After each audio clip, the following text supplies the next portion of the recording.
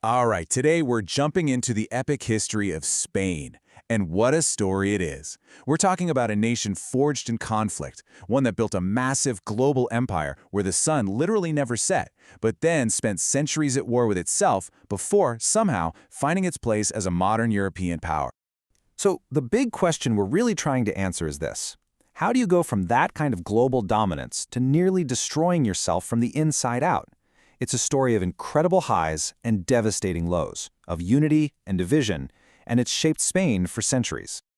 To get our heads around this huge timeline, we're going to break it down into 6 key acts. We'll start way back with its earliest people and take it all the way up to the Spain we know today. Okay, let's start at the very beginning. Our story kicks off on a peninsula that's always been a crossroads. Long before anyone even thought of calling it Spain, this land was a true melting pot. So you had native groups like the Iberians and Celts, then colonizers like the Phoenicians and Greeks setting up shop on the coast. But the real game changer? That was Rome. They swept in, called the place Hispania, and basically laid the groundwork for its language, its laws, and its religion. And after Rome fell, a Germanic tribe, the Visigoths, took over, setting up their own kingdom, but keeping a lot of that Roman culture they inherited. And now we're heading into a period that would define Spanish identity for centuries to come. I mean, this wasn't just a war. We're talking about a nearly 700-year struggle for the very soul of the peninsula. In the year 711, everything changes. A new power arrives from North Africa. An Islamic force crosses the strait and pretty quickly conquers the Visigothic kingdom. They establish a new state called Al-Andalus, which would become this incredible center of science and culture for centuries.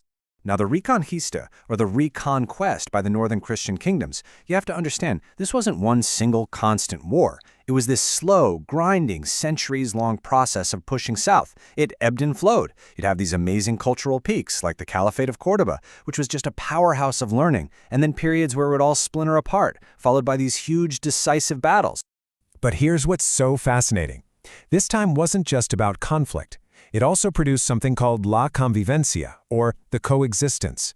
For long stretches, especially in Al-Andalus, you had Christians, Muslims, and Jews living side by side, sharing ideas in science, philosophy, and medicine, creating this incredibly vibrant, unique culture.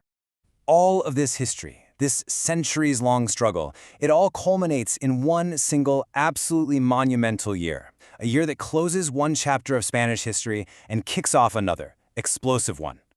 I mean, 1492 is, without a doubt, one of the most pivotal years in world history. Under Queen Isabella and King Ferdinand, Spain is finally unified. They conquer Granada, the last Muslim stronghold, finishing the Reconquista.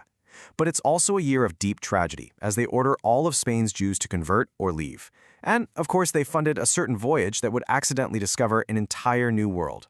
And the discovery of the Americas? It unleashed a flood of wealth that the world had never seen before. It's hard to even wrap your head around the amount of silver that was mined and shipped back to Spain. It was staggering. This silver funded Spain's armies and its global ambitions. But here's the crazy part. It also caused massive inflation that would, eventually, help cripple the Spanish economy from the inside. All that wealth fueled the rise of the Spanish Habsburgs and created the first truly global empire. I mean, from the Philippines to the Americas, Spanish territory spanned the entire globe. This era also kicked off Spain's Siglo de Oro, or Golden Age, a period of just incredible artistic genius, giving us masters like the writer Cervantes and the painter Velázquez. But empires built on silver can be surprisingly fragile. Spain was fighting wars on too many fronts, it was completely overstretched, and a long, painful decline was just around the corner. This wasn't a single event, it was more like a death by 1,000 cuts.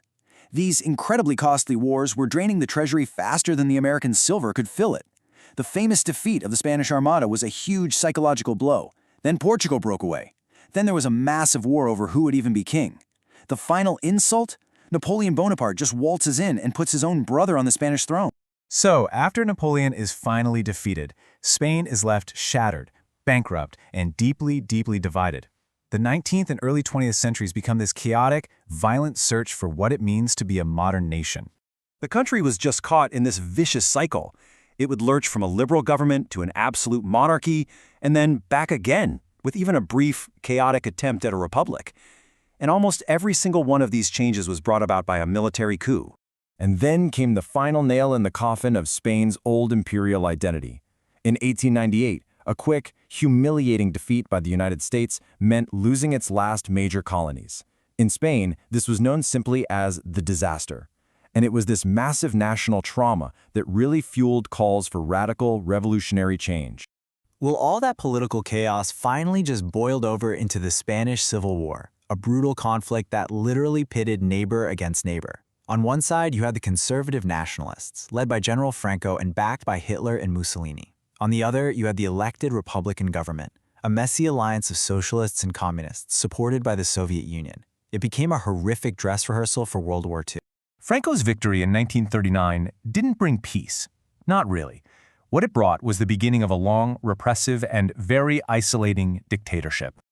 For almost 40 years, Franco ruled Spain with an iron fist. Political parties were banned, any dissent was crushed, and the country was basically cut off from the democratic boom that was happening in the rest of Western Europe. Now, in the later years, the regime did open up economically, which kicked off a tourism boom, but politically, it was still frozen in time. But what happened next is honestly one of the most remarkable political stories of the 20th century. After Franco died in 1975, his hand-picked successor, King Juan Carlos, did the unexpected. He steered the country toward democracy, and within just a few years, Spain had a new constitution, free elections, and was on its way to joining the rest of Europe. And that brings us to today, Spain's epic journey, from this melting pot of peoples to a global empire, through decline and brutal conflict, all the way to its rebirth as a modern democracy. It's just a powerful testament to its resilience. But those old questions of identity and unity that have echoed through its history, well, they are far from settled. The story of Spain, it seems, is still being written.